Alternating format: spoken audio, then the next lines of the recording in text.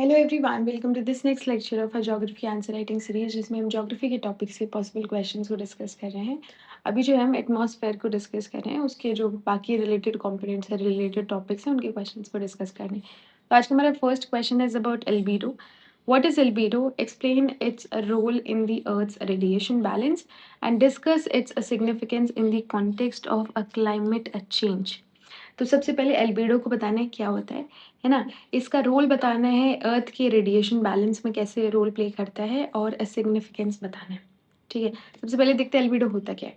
तो albedo is the fraction of incoming solar radiation reflected by the surface expressed on a 0 to 1 scale. Earth's average albedo is 0.30. ठीक है, क्या होता है, अगर किसी सरफेस पर 100 यूनिट सोलर रेडिएशन आई और सरफेस ने 30 यूनिट्स रिफ्लेक्ट कर दी, तो उसका एल्बिडो 0.30 माना जाएगा, यानी कि 30/100। इसका आंसर निकालोगे तो 0.3 आएगा। हाई एल्बिडो होता है तो ज़्यादा रिफ्लेक्शन होता है, कम एब्जॉर्प्शन होता है। लोअर एल्बिडो होता है तो कम रिफ्लेक्शन होता है, ज़्यादा एब्जॉर्प्शन होता है। अर्थ का एवरेज एल्बिडो हमने 0.3 देखा है, यानी इनकमिंग सोलर एनर्जी का रफली 30% जो है वो रिफ्लेक्ट हो जाता है। ठीक है, तो कितना जो है रिफ्लेक्टिंग कैपेसिटी होती है, उसी को जो है एल्बिडो बोलते हैं, है ना। तो क्या क्या रोल होता है in balancing the radiation belt? Reflection करता है, जिनमें हायर एल्बिडो होता है वो रिफ्लेक्शन करते हैं। ठीक है, तो रिफ्लेक्ट कर देता है सोलर एनर्जी को, तो कूलिंग टेंडेंसी देखने को मिलती है।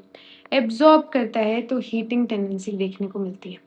ठीक है, जैसे फॉर एग्जांपल स्नो आइस जो है वो उसका जो 0.8 आसपास एल्बिडो देखने को मिलता है, मतलब 80% तो जो है रिफ्लेक्ट ही कर देता है। ठीक है, डेजर्ट जो सैंडी सरफेस होती है उसका रिलेटिवली जो है हाई रिफ्लेक्टिविटी देखने को मिलती है। क्या बोला कि डेजर्ट जनरली वेजिटेशन पुअर और ड्राई होता है, सैंड रिलेटिवली रिफ्लेक्टिव होती है, देयरफॉर डेजर्ट का जो है हायर एल्बिडो देखने को मिलता है, ग्रेटर रिफ्लेक्शन। लेकिन इंपॉर्टेंट ये है कि हायर एल्बिडो का मतलब डेजर्ट कोल्ड नहीं होता। डेजर्ट में क्लियर स्काई और ड्राई एटमॉस्फेयर की वजह से डे टाइम हीटिंग होती है ना, वैसे रिफ्लेक्टिव होता है डेजर्ट। नेक्स्ट है वेजिटेशन, मॉडरेट करती है एल्बिडो को। वेजिटेटेड सरफेस स्नो के कंपैरिजन में डार्क होती हैं, देयरफॉर सनलाइट का लार्जर प्रोपोर्शन जो है वो एब्जॉर्ब होता है। बट वेजिटेशन एब्जॉर्ब्ड एनर्जी को सिर्फ सेंसिबल हीटिंग में यूज नहीं करती, वो एनर्जी के जो पोर्शन होता है उसको इवापो ट्रांसपिरेशन में भी जो है यूज करती है। दस वेजिटेशन क्लाइमेट को कूल या मॉडरेट कर सकती है। नेक्स्ट है ओशन, जो जिनका लो एल्बिडो देखने को मिलता है।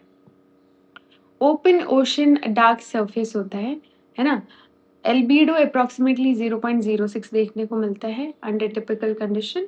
दस सनलाइट जो है उसका relatively large fraction ocean absorb कर लेता है, हीट स्टोर करता है। क्लाउड का एल्बिडो देखो तो वो रिफ्लेक्ट भी करते हैं, स्कैटर भी करते हैं, मतलब एब्जॉर्ब भी कर सकते हैं और रिफ्लेक्ट या स्कैटर भी कर सकते हैं, ये हमने देखा। जो लो थिक क्लाउड्स होते हैं वो रिफ्लेक्ट करते हैं, कूलिंग टेंडेंसी दिखाते हैं। जो हाई थिन सिरस क्लाउड्स होते हैं वो एब्जॉर्ब करते हैं, हीटिंग टेंडेंसी दिखाते हैं। ठीक है, इस तरीके से हम देख सकते हैं। एनर्जी बैलेंस की बात करें तो एल्बिडो डायरेक्टली डिटरमाइन करता है कि इनकमिंग सोलर रेडिएशन का कितना पोर्शन रिफ्लेक्टेड और कितना एब्जॉर्ब्ड होगा। देयरफॉर एल्बिडो ज़्यादा है तो एब्जॉर्ब्ड सोलर एनर्जी कम है, एल्बिडो कम है तो एब्जॉर्ब्ड सोलर एनर्जी ज़्यादा है। दिस इज वाई एल्बिडो अर्थ की रेडिएशन बैलेंस का इंपॉर्टेंट कॉम्पोनेंट है। आइस एल्बिडो फीडबैक की अगर हम बात करें तो क्लाइमेट वार्मिंग की वजह से जो स्नो या आइस है वो मेल्ट हो जाती है, ब्राइट सरफेस जो है वो रिप्लेस हो जाती है, और डार्क ओशन या लैंड जो है वो बढ़ जाती है, एल्बिडो कम हो जाता है, तो ज़्यादा सोलर एनर्जी एब्जॉर्ब होती है, एडिशनल वार्मिंग देखने को मिलती है, इसको बोलते हैं positive feedback. Land use change की अगर बात करें तो human activities surface characteristics change कर सकती हैं। जैसे फॉरेस्ट को हटा के आपने वहाँ क्रॉपलैंड लगाया या कोई अर्बन एरिया बना दिया, तो एल्बिडो, इवापो ट्रांसपिरेशन, रफनेस, ये सब चेंज हो जाता है। देयरफॉर लोकल या रीजनल रेडिएशन जो बैलेंस है वो चेंज हो सकता है। इसको कंक्लूड करके कैसे लिख सकते हैं कि albedo acts as an important climate regulator. Climate change can alter albedo through snow loss, sea ice decline, and land use change, making surface feedback monitoring and ecosystem conservation crucial for climate resilience. ठीक है, albedo अर्थ के radiation budget का surface level control knob है। Climate change के context में snow ice loss, vegetation change और land use change जो है एल्बिडो को मॉडिफाई करके वार्मिंग या कूलिंग फीडबैक को एम्पलीफाई कर सकते हैं। ठीक है, अब नेक्स्ट क्वेश्चन आता है, how can changes in snow and ice cover amplify global warming. ये हम डिस्कस कर चुके हैं, कुछ खास चेंज नहीं है इसमें। ठीक है, clouds have cooling and warming effect on the earth's climate. वैसे तो हम समझ चुके हैं, लेकिन एक बार ही देख लेते हैं क्या इसमें अगर कुछ नया मिल जाए हमें तो, है ना। तो क्लाउड का जो है डुअल रोल देखने को मिलता है, वो जो है कूलिंग और वार्मिंग इफेक्ट दोनों दिखाते हैं। इंट्रोडक्शन में देखते हैं कि cloud influence climate through short wave reflection and long wave trapping, making their net effect dependent on altitude, thickness and time. Cloud climate के लिए नीदर जो है ना तो कूलिंग कर वो जो है एग्जैक्टली कूलिंग करते हैं, ना एग्जैक्टली वार्मिंग करते हैं। उनके दो पॉजिटिव इफेक्ट होते हैं, शॉर्ट वेव इफेक्ट में कूलिंग करते हैं, लॉन्ग वेव इफेक्ट में वार्मिंग करते हैं। ठीक है, तो रिफ्लेक्शन की बात करते हैं। रिफ्लेक्शन जब करते हैं तो कूलिंग होती है, जो लो थिक क्लाउड्स होते हैं वो रिफ्लेक्शन करते हैं, है ना। एल्बिडो की बात करें तो एल्बिडो अगर ज़्यादा होगा तो कूलिंग होगी, कम होगा तो जो है गर्म होंगे। जो स्ट्रैटस क्लाउड है उनका एल्बिडो जो है ज़्यादा होता है, वो रिफ्लेक्ट कर देते हैं। एब्ज़ॉर्प्शन में एब्ज़ॉर्ब करेंगे तो रेडिएटिव एनर्जी को अपने पास रखेंगे, है ना? जिसकी वजह से क्या देखने को मिलता है, जिसकी वजह से जो है वार्मिंग देखने को मिलती है। ग्रीन हाउस इफ़ेक्ट भी, जो आउटगोइंग जो लॉन्ग वेव रेडिएशन है उनको एब्ज़ॉर्ब कर लेते हैं। लो क्लाउड्स, हाई क्लाउड्स तो कुछ खास नहीं है, इसमें नया कुछ नहीं है ना? प्रेसिपिटेशन का फैक्टर एक देखने को मिलता है जो कि कूलिंग को इन्फ्लुएंस करता है, क्योंकि एटमॉस्फेरिक वाटर को रिमूव कर देता है। ठीक है? तो यही देखने को मिलता है, ज़्यादा तो कुछ इसमें नया नहीं है, जो हमको पता है वो ही है। अगले क्वेश्चन की तरफ आते हैं, है ना? इसमें कुछ नया नहीं है। नेक्स्ट क्वेश्चन इज़ कि why does nature of earth surface influence its radiation balance, illustrates its snow, vegetation, desert and ocean surface. हाँ, इसमें जो है हमको थोड़ा ब्रॉडली देखना पड़ेगा, है ना? तो ये क्वेश्चन सही है। नेक्स्ट क्वेश्चन है हाँ, तो इसका जो इंट्रोडक्शन है वो लिखेंगे, different surface poses different albedo, heat capacity, moisture and emissivity, causing them to absorb, reflect and re-radiate solar energy differentially. अर्थ की सरफेस यूनिफॉर्म नहीं है, कहीं स्नो है तो कहीं फॉरेस्ट है, कहीं डेजर्ट है, कहीं ओशन है।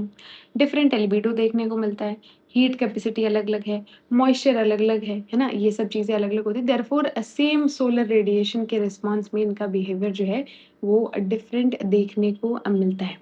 ठीक है? फिर आगे आते हैं, समझने की कोशिश करते हैं। सबसे पहले तो हमारा एल्बिडो ही हो गया, है ना? एल्बिडो ज़्यादा हाई एल्बिडो है तो रिफ्लेक्शन करेगा, लो एल्बिडो है तो क्या करेगा? एब्ज़ॉर्ब करेगा। ठीक है? वेजिटेशन मॉड एल्बिडो को मॉडरेट करती है थ्रू इवेपोट्रांसपिरेशन एंड एब्ज़ॉर्प्शन। वो सिर्फ़ हीटिंग के लिए यूज़ नहीं करती, जो प्लांट्स, ट्रीज़ वगैरह हैं, वो सिर्फ़ हीटिंग के लिए सनलाइट को यूज़ नहीं करते। उनके लिए तो और भी प्रोसेसेस में काम आती है, इवेपोट्रांसपिरेशन वगैरह में काम आती है। ठीक है? ये सब देखते हैं। डेज़र्ट जो है, डेज़र्ट का एल्बिडो जो है वो हाई होता है, लेकिन बाकी कंडीशन जैसे ड्राइनेस और इंसोलेशन वगैरह की वजह से जो है, हमको वहाँ पे गर्मी देखने को मिलती है, ड्राइनेस देखने को मिलती है। वैसे रिफ्लेक्शन सैंड का ज़्यादा ही होता है। ठीक है? ओशन की अगर बात करें तो बहुत कम जो है लिबिडो देखने को मिलता है, हायर सोलर एब्ज़ॉर्प्शन देखने को मिलता है ओशंस का हमको। ठीक है? तो ये डिफरेंट डिफरेंट टाइप के वो देख लिए हमने, जगहें देख ली, स्नो देखा, एक जगह वेजिटेशन, एक जगह डेज़र्ट और एक जगह ओशन, हमने ये सारे देख लिए। ठीक है? अब हम 10 डायमेंशन जो है वो डिस्कस करने की कोशिश करेंगे, क्या-क्या जो डायमेंशन है जिनसे फ़र्क पड़ता है। तो फर्स्ट इज़ एल्बिडो, ये देख चुके हैं, स्नो कवर देख चुके हैं, वेजिटेशन देख चुके हैं, डेज़र्ट देख चुके हैं, ओशन देख चुके हैं। अब आएँगे हीट कैपेसिटी पे। Heat capacity, low heat capacity होगी तो जल्दी गर्म हो जाएगी, है ना? जैसे लैंड है वो जल्दी गर्म हो जाती है, उसकी लो हीट कैपेसिटी है, स्पेसिफिक हीट कम है। स्पेसिफिक हीट क्या होता है? 1 डिग्री सेल्सियस जो टेम्परेचर बढ़ाने के लिए आपको कितनी एनर्जी की रिक्वायरमेंट है, दैट इज़ वो स्पेसिफिक हीट। ठीक है? तो लो स्पेसिफिक हीट अगर होगी तो जल्दी गर्म हो जाएगी, हाई स्पेसिफिक हीट होगी जैसे पानी की होती है तो लेट गर्म होगी।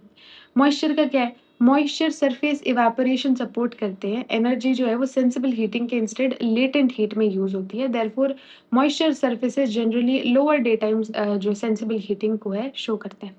रफनेस की बात करें तो फॉरेस्ट रफनेस अगर ज़्यादा होती है तो टर्बुलेंस बढ़ता है, सरफेस एटमॉस्फेयर या हीट मॉइस्चर एक्सचेंज जो है बढ़ता है, जिसकी वजह से स्मूथ सरफेस में एक्सचेंज कंपैरेटिवली डिफरेंट देखने को मिलता है in case of rough surface.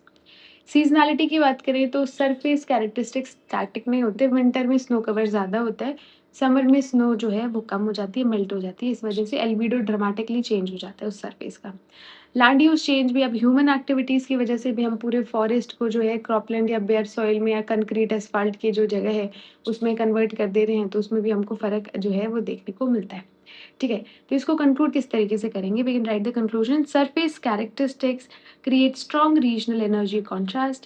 Hence, climate policy must account not only for atmospheric greenhouse gases but also for cryospheric vegetation and land use changes. तो इस तरीके से हम इसको कंक्लूड कर सकते हैं कि अर्थ रेडिएशन बैलेंस जो है वो स्ट्रांगली सरफेस डिपेंडेंट है। क्रायोस्फेयर, वेजिटेशन, डेजर्ट और ओशन जो साथ में मिलकर है एक स्ट्रॉन्ग स्पेशल मोजाइक क्रिएट करते हैं of energy absorption, storage and release. ठीक है, नेक्स्ट आते हैं। नेक्स्ट क्वेश्चन है atmosphere is heated from below then from above. Explain the reference to terrestrial radiation. Atmosphere नीचे से गर्म होता है, ऊपर से नहीं गर्म होता है। इसका क्या मतलब है? पर सनलाइट तो ऊपर से आ रही है, तो ऊपर से गर्म होना चाहिए ना, नीचे से कैसे गर्म होता है? ठीक है, समझने की कोशिश करते हैं। Although the sun is ultimate source of energy, the atmosphere heating primarily indirectly through the earth's surface rather than directly from incoming solar radiation। कैसे होता है ये देखते हैं। तो सबसे पहले सोलर रेडिएशन की बात करें तो वो शॉर्ट वेव होती है, short wave solar radiation. Planks law के हिसाब से जितना गर्म ऑब्जेक्ट होता है वो उतनी शॉर्ट वेव एमिट करता है। ठीक है, ये शॉर्ट वेव जो है ये ट्रांसपेरेंट होती हैं, है ना। इनके लिए जो ये गैसेस वगैरह होती हैं, कार्बन डाइऑक्साइड वगैरह, ये ट्रांसपेरेंट होती हैं, तो इनको आने देती हैं। ठीक है, इनको ट्रैप करके नहीं रखती उधर। तो सोलर रेडिएशंस देखने को मिलती हैं जो कि जिनके लिए ट्रांसपेरेंट हमको पाथ देखने को मिलता है। सरफेस में एब्जॉर्ब होती हैं, अर्थ गर्म होती है ना? अर्थ गर्म हुई, प्रोसेस समझने की कोशिश करें। फिर जो है वापस से री एमिट करेगी लॉन्ग वेव रेडिएशंस। अब ये नहीं है इनके लिए जो है ट्रांसपेरेंट मीडियम नहीं है। इनको कार्बन डाइऑक्साइड, वाटर वेपर जैसे गैसेस जो है वो एब्जॉर्ब कर लेते हैं। ठीक है, वाटर वेपर का स्ट्रॉन्ग इंफ्रारेड एब्जॉर्प्शन देखने को मिलता है, ग्रीन हाउस गैसेस का इंफ्रारेड एब्जॉर्प्शन देखने को मिलता है ना। तो कार्बन डाइऑक्साइड का एब्जॉर्प्शन देखने को मिलता है। तो इस तरीके से अगर हम करते हैं। दूसरा, एक तो वजह ये हो गई एब्जॉर्प्शन वाली।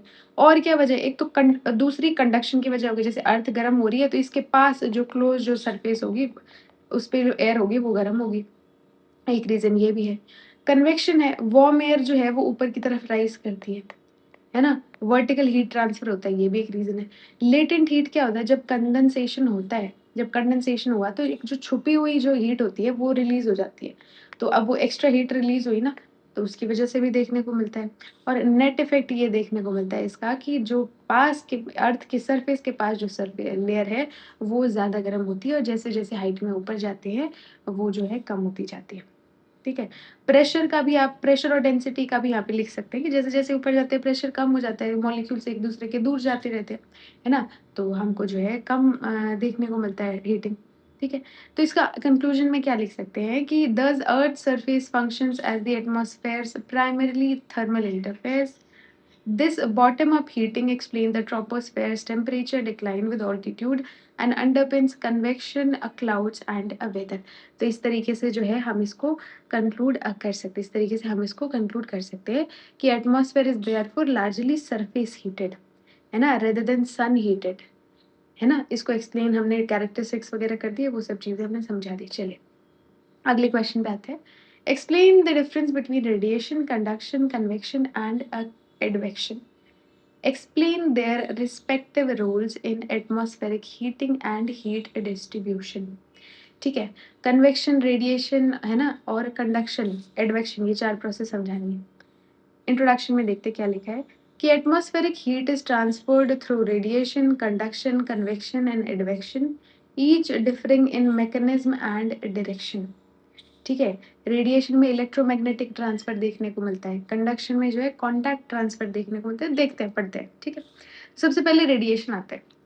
एनर्जी जो है इलेक्ट्रोमैग्नेटिक वेव्स के थ्रू ट्रांसफर होती है और मटेरियल मीडियम की डायरेक्ट मूवमेंट रिक्वायर, मतलब इसमें क्या होता है रेडिएशन में कि उसकी मीडियम की जरूरत नहीं होती, है ना। एनर्जी को ट्रांसफर होने के लिए मीडियम की जरूरत नहीं होती, जैसे सन से अर्थ की तरफ सीधा आ जाती है ना।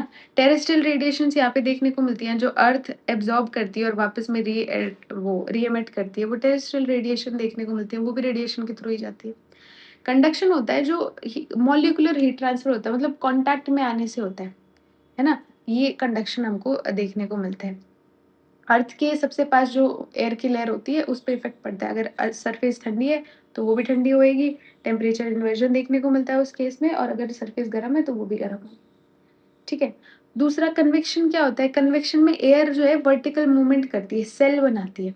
जो गर्म एयर होती है वो जो है कंडेंस होना शुरू हो जाती है, तो हल्की हो जाती है, तो ऊपर बढ़ने लग जाती है। ठीक है? तो इसको कन्वेक्शन बोलते हैं।